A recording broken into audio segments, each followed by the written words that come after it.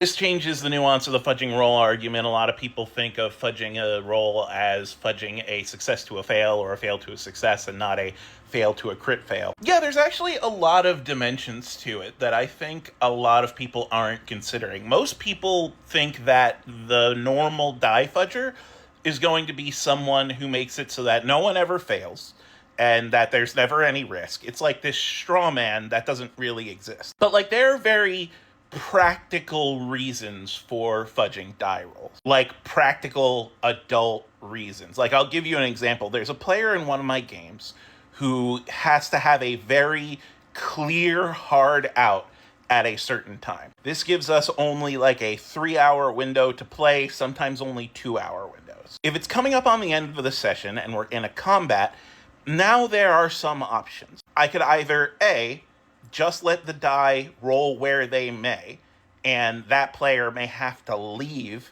and then miss the rest of the session. And then either I run their character or their character poofs or something like that, or I could fudge the combat encounter's HP. Like, the combat encounter's already started, right? So I could be like, yeah, that hit, that kills it. Or, like, if they were failing instead of succeeding, I could be like, that hit, that kills you. Either way, this will make that player feel involved in the game and not like they're missing out because they had a hard time commitment, right? No one ever talks about that. No one ever talks about the practicality of doing it so that your sessions fit in a time-crunched time slot that is necessary for adults who have jobs and lives. Like, a lot of the die fudging that I do isn't completely changing a result. It's making whatever result would have happened pop harder. I'm not paying attention to the dice. I'm paying attention to the dice and also factoring in other things than the dice. I think that's the thing that annoys me the most whenever people talk about this. Because never fudge, like actually hard never fudge, doesn't have the nuance that there are things that matter aside from dice and aside from the game. One of those things is people's feelings. I said in another video, what if a player has just had a shitty time and they're just not ready to have their character die at this session without it severely negatively impacting them? That's just empathy.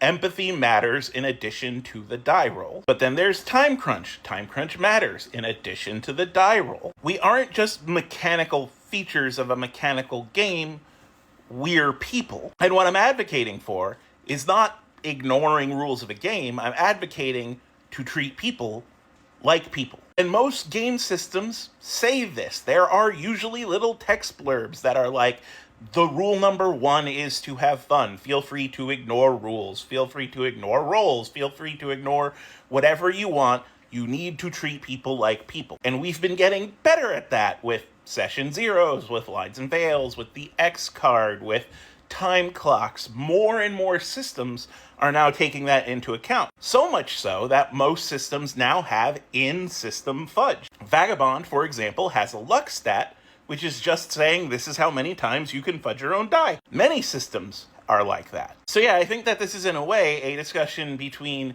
taking in all the aspects of humanity that go into a role-playing game, which do involve, time schedules, which do involve shifting emotions on a day-to-day basis, which do involve, just the ever-flowing, changing nature of humanity, as opposed to sitting down and being like, well, the rules say this, so we gotta do this. I'm just always going to take the human path on this. But like I said, your mileage may vary. Do what lets you and your group have fun. I just know what makes my group have fun.